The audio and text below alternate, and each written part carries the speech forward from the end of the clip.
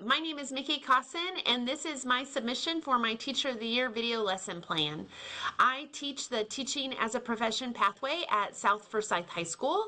This pathway is geared towards students who are interested in the field of education. To me personally, it's the best job in the world because I get to share my passion for teaching with my students who want to become future educators. Today, you're going to see me teach a project-based lesson on differentiated instructional strategies and methods. Differentiated instruction is vital for teachers and their students because it recognizes and addresses the variety of needs and interests and learning styles within a classroom. More importantly, though, to me, differentiated instruction allows me as a teacher to connect with my students and to build a caring community within my classroom. Learning can be hard, but as teachers, we can make it easier by forming a culture where our students know that they are loved and valued. To start this unit off, I asked Dr. Bean to come in.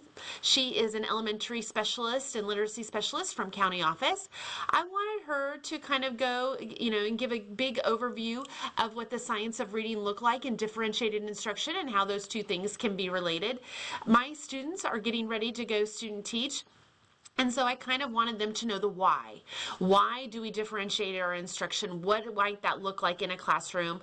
I really wanted them to have a good foundation of this particular unit because I want them to be a good support system for their supervising teacher when their student teaching experience comes. Also in this unit, I had my students pick a grade level that they were interested in and choose a standard. I wanted them to really look at that standard and kind of dissect it, talking about students that maybe are ELL learners or students that have exceptionalities. I wanted them to take that standard and really differentiate it to meet the different needs that they might see within a classroom. Then in the middle of the unit, we kind of do a pulse check, right? We need to make sure our students are where we need them to be and everybody understands. Of course, I use GimKit to do this. They love GimKit. I ask them, questions throughout, and they ask me questions that they might be curious about. When they're in GimKit, they have to go along and they kind of use their little person to play a game. They have to answer questions in order to get energy to move on throughout the game. This gives me a great insight to how we're doing. Are we getting the vocabulary right? Are we understanding the concepts? Maybe we need to go back and review. But of course, they love doing all this and playing. It's just like, when you're teaching littles too. They don't actually know they're learning. They're just kind of playing a game. But then we can kind of look at our scores and I know where I need to go back, or they might have extra questions that they have asked. Then the final part of this lesson is part of what you will see today, but the precursor to that was, of course, I wanted them to develop a lesson plan. I let them choose a read aloud story. I always tell them never underestimate the power of a read aloud. They chose a standard to go with that read aloud and then created a lesson plan to go with that, showing differentiated instruction. They had to come up with objectives, they had to come up with props, different materials that they might need, activities, and I really focused on differentiated instruction with them. You've got to hit those learners that are visual learners, those learners that are kinesthetic learners, those learners that are tactile learners. Like, you really need to focus everything that you do in that classroom to meet the needs of those students, even those ELL students or those students, that have exceptionalities. And let's not forget those kiddos that need rigor, right? They need a differentiated instruction too, so they can keep charging ahead. But I hope you enjoy our lesson, and thank you so much for taking time to watch it today. Have a blessed day. Okay, so we have been talking about instructional strategies and methods, okay? Our standard or learning target for this unit is analyze and demonstrate instructional procedures and strategies to provide differentiated learning opportunities for all students. So what you have done is you have picked a children's book, okay, to meet this learning target, right, to go over your differentiated instruction. But before we get started, let's just kind of get a pulse check so we know that we're all on the same page, that we remember what we've been doing. How can teachers create an environment where students feel comfortable trying new methods or taking risks in learning? So think about that. Share with each other.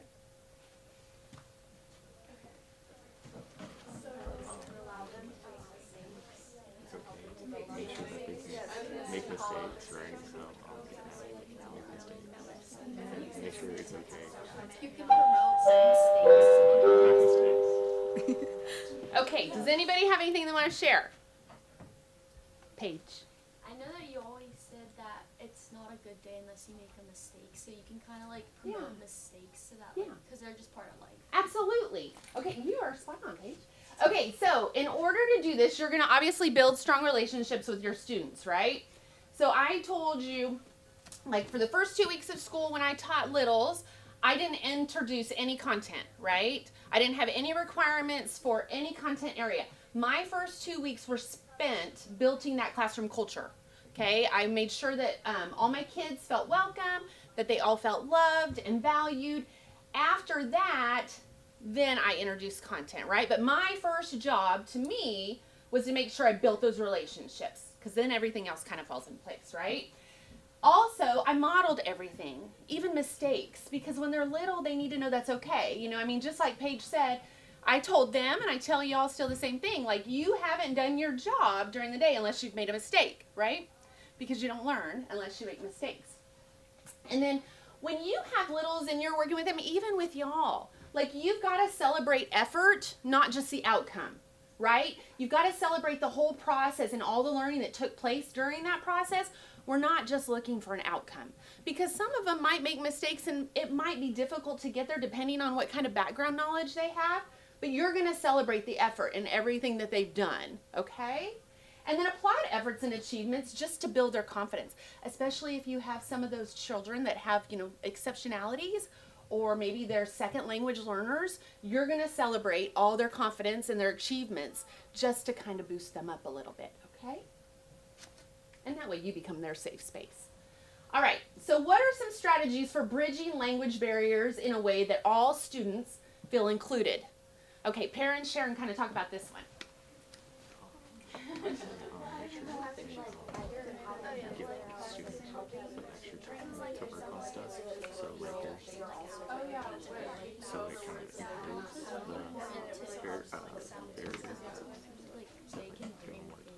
Okay, does anybody have an answer that they want to share about how to bridge language barriers? Isabella? Either having a translator out, or at least some ways that you can communicate with them so that they feel safe enough to be able to talk in their own language, but also just making sure that they feel included in the lesson. So even if they have an alternative assignment, that they're still a part of the lesson. Yes, like that's your community, right? That's that community that you've built within your class. Okay, so visual aids. So when I taught littles, every single thing was labeled.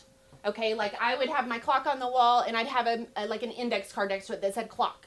Or I'd have something up here that said ceiling, something that said door. So everything was labeled, okay? That way they had the word along with what the item was, what the visual cue was. So that helped build that vocabulary. I also provided scaffolding, right? So some of my kids, I might have draw a picture and write 3 sentences.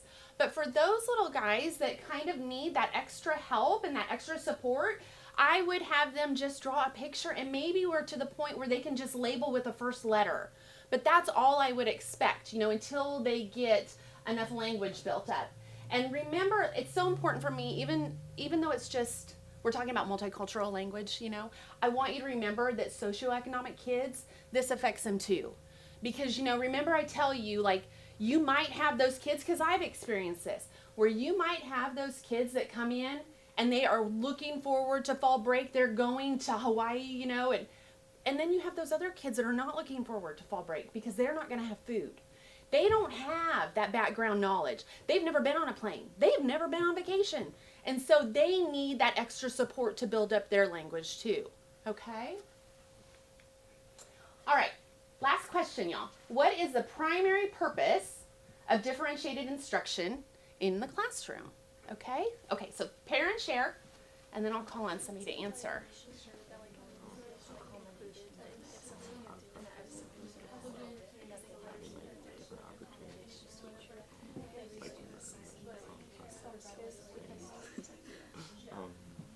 Okay, does anybody want to share what you've discussed?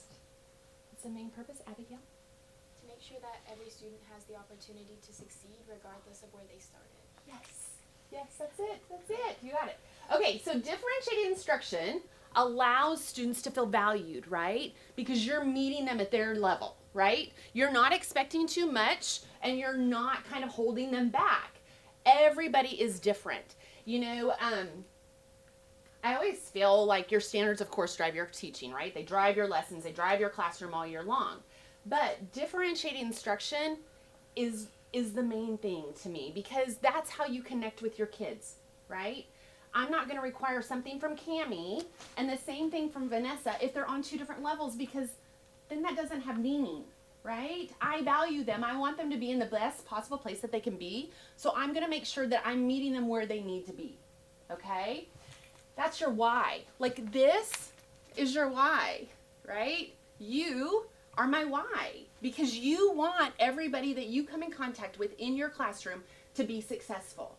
You know, I would tell my grade level at one point, I was like, we've got to celebrate every success because some kids are going to make a year's worth of growth and at the end of the year they're still not going to be on grade level, but they should still be celebrated because that's huge. Okay, so this is your why. You're making connections. That's your differentiated, okay?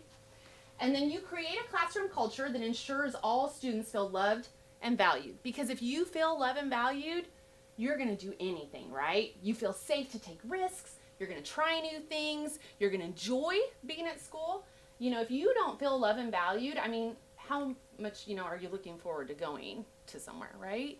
So that's the main thing that you want to, convey to your students. Okay, so, all right, I told you I found a new book, right? Okay, so our unit, we've been talking about our standard. I gave you the task of picking a children's book to find differentiated instruction, right? You're going to use that children's book to meet your standard. After you picked your grade level that you wanted to go over and after you picked the standard that you wanted to teach, you found a book that would match that and achieve that goal.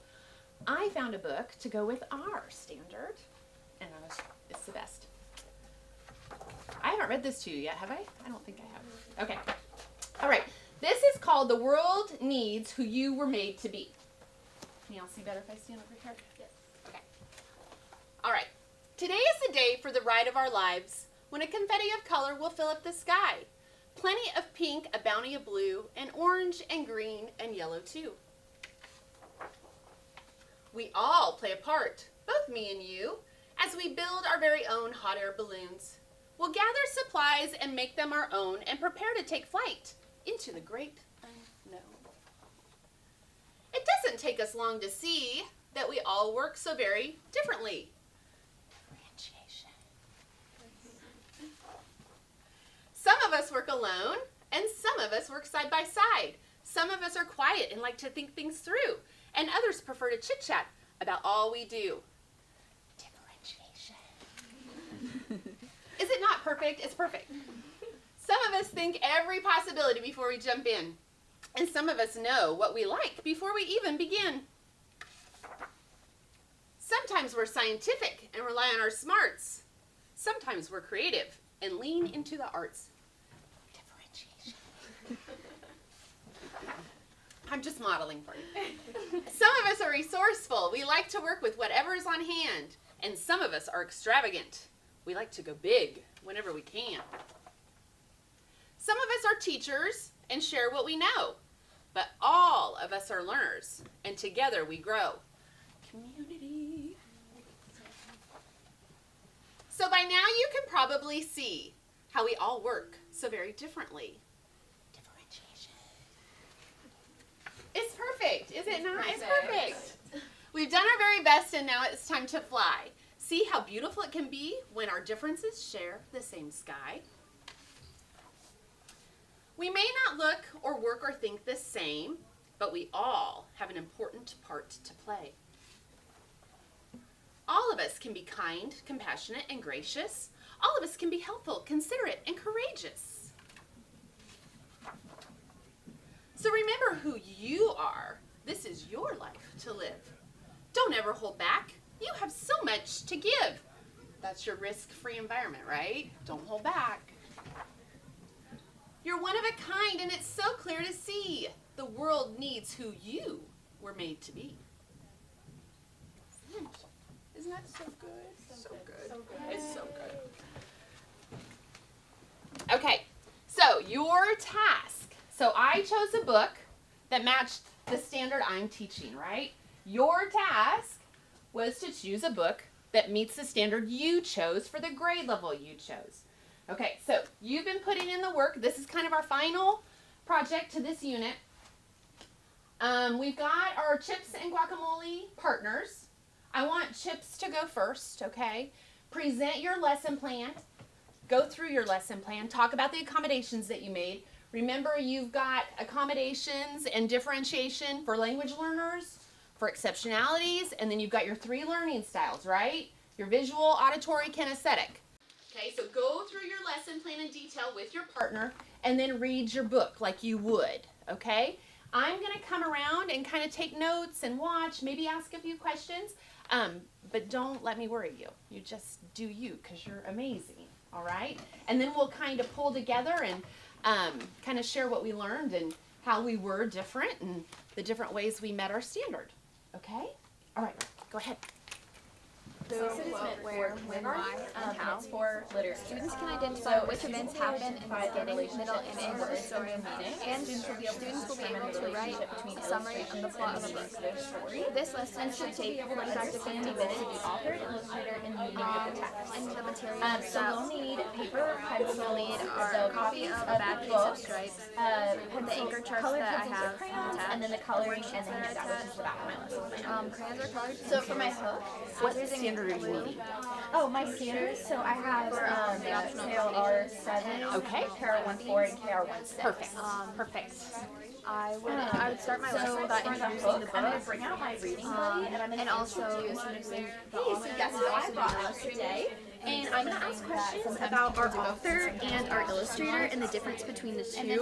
So I'll use the title of the book and say, so these words up here were written by Miss Laura. And now the pictures down here were illustrated by Miss Felicia. The illustrator and the author work together so that you can read the story, but also see some pictures to understand it. And so then that will be our introduction. Then I'm going to do a read aloud of the book. And What accommodations did you make? What how did you differentiate the analyze the lesson? setting with illustrations. Then I'm going to represent auditory learning and visual learning. I'll also ask questions about who wrote the words, who drew the pictures, so that we can talk about the illustrator. Just write it from. After reading the book, students will be given a handout where they will need to draw a picture of a specific vocabulary word. They will also need to write that word in a sentence or describe the scene that they drew. They can use the book to find their pictures, and that'll be tactile learning if needed. The handout will be graded by accuracy of illustration to the relationship with the word based on the readings as well as the accuracy of the sentence. So having them in a small For our group setting closure, kind I'm of going to let the students making take this the a mouse little around the bit school and tell me what they think that the will mouse will help be them doing. kind of get the beginning, middle, and end. Yeah, I thought that was really cute. Came to my side, and without a word, he dusted me off.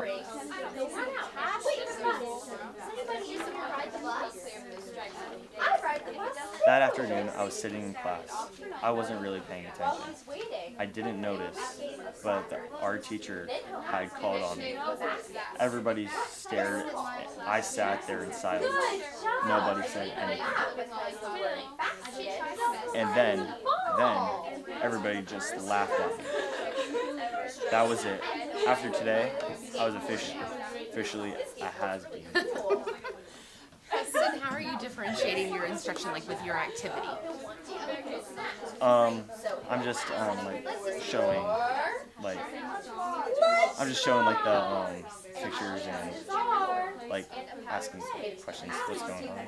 Yeah, that's perfect. And then when they draw, like you know, like we talked about, how depending on what their language development is, they can either just label with the first letter, or first letter, last letter, or they could write a complete sentence. You know, and then you can use this as a quick check-in to see how they're doing on their language and their sounds. Okay. That's great. Right. school, then it would work by itself. I don't know, what would you say? Okay, so with your auditory, if you're asking questions about a story, and you will have kids because their processing's a little slower, right? So what I would do is if I'm asking specific questions, I would have pictures to go with those questions, just so that they have a visual to go along with the auditory. That's just a little bit more support for those learners that need that. But you're going to have some that they're going to know immediately, and that's great. Those are your little half flyers.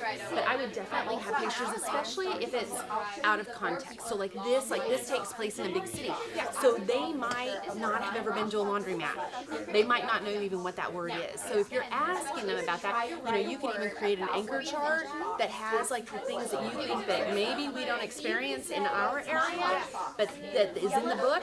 You could have an anchor chart with a word and the picture that either you have drawn, or I've even done like shared the pen where I've written the word and then I have kids come up to draw. And then that way it has more meaning when they've done it versus I'm just giving them something. Yeah, that's perfect. Great question.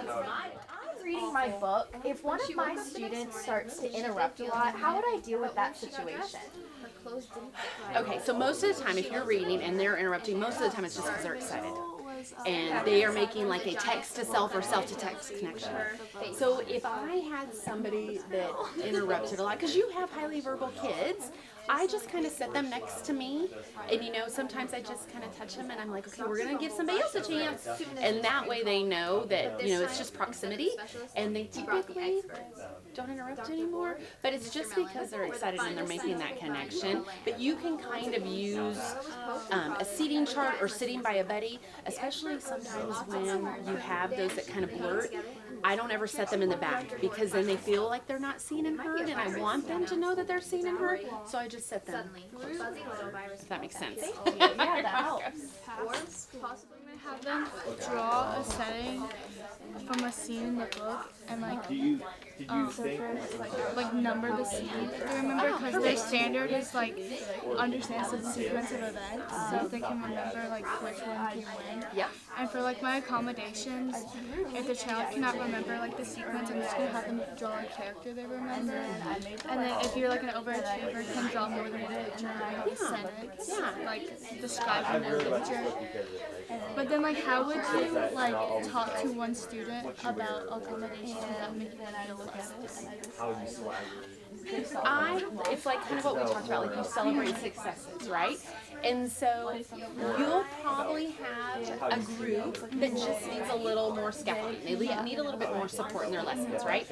And so you would probably, pull that group to maybe a small group while others are working independently. Instead of, asking them to draw a picture, you could have pictures already drawn for them. And a lot of times with sequencing, especially my kids that had a hard time with language, I would have boxes and I would have like 1, 2, 3, and 4, or even just 1, 2, 3, and you can make it as difficult as you want, but as long as they get that beginning, middle, and end down, your others, you might have 8, where you're asking really specific about something that happened in the book, but pull them to a small group. As long as everybody's working on the same activity, it's not going. Do you know what I mean? It's not like you're singling them out. Everybody's working towards the same goal. Some people just have a few more pictures than others, and that's okay. That's where we're at, and we're gonna celebrate that. It's fine. Okay, that's a perfect question, and I think your accommodation is great. Remember sequencing events, because it is so hard, because especially when they're an English language learner, they're focusing on what you're saying and not necessarily the comprehension of the story, right? And so that's why you're going to have that visual to go along with it.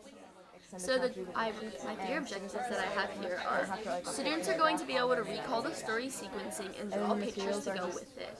Students will be able to ask questions about the story, and students will be able to describe the characters, setting, and major events of the story. So these are the materials and resources I'm going to need for this lesson plan. So I'm going to have an anchor chart, and on that anchor chart I'm going to have headings like beginning, middle, and end, and I will also have the anchor charts like a vocabulary anchor chart with words and pictures of the challenging vocabulary in the story, and that's kind of one of my accommodations that I have for the kids. And then I'm also going to have markers, colored pencils, crayons, paper to draw the sequencing on, and pencils to write out their sequencing. You just briefly hit on it. Can you tell me about your accommodations for your differentiated instruction? Yes, so I have 3 accommodations. So the first one is I'm going to make the vocabulary anchor chart with words and pictures of the challenging vocabulary in the story. Just because like some kids might not understand, like some they've access to different words at different persons. That's perfect. And the great thing about anchor charts is once you create it, like I left mine up a long time because then they could reference back. Even if I wasn't on that story for like let's say I had a story week, even if I wasn't on that story for a week, I would leave that up because those that struggle with the language, they've gone through it enough where they feel success. So it's kind of like a little security. You know what I mean? They can reference back to something that they already know and build their knowledge that way. My other one is I will have so this is my activity is we're basically working on sequencing. Yes. And so I will have pre-sequencing done for my exceptional students. Not everyone will write out what the sequence is. That's perfect. And draw out. And then I will also sit my students with exceptionalities next to me during read alouds. Because isn't that what names was mold, nutcracker nail, the ornaments Yeah, I mean it was just proximity. Like I knew those kids that struggled to be on task, right? And so like you don't make a big deal of it or anything. You just and they wanted to unicorn. Like little. So I would just set them next to me, and you kind of can figure out within the first couple weeks who just needs to be close. You know? And also with this page for retelling, you know, with those kids with that don't necessarily have the language background or your students with exceptionality, I would have pictures made too. And you can even give them a choice. Like, do you want to use pictures today, or do you feel confident you're not going to use them? You're just going to do your writing today. You know, because that's just a general progression. Because at first they're going to want to use those pictures because that's as much support as possible. But once they get used to the expectations and you set that down with them, they'll get away from the pictures and they'll start writing. That's your end goal, right? Be able to write everything. Yes, all that's your end goal. Good job, Paige. Okay, is everybody at a good stopping point? Yes.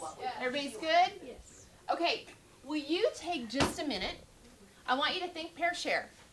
Go over something that you learned from one of your partners, okay, that didn't occur to you to use during a read aloud. Remember, don't, I think I told maybe Vanessa, don't ever underestimate the power of a read aloud, right? Because books, and I know it sounds so cliche, and I know that like it sounds kind of silly, but books can take those kids anywhere, right?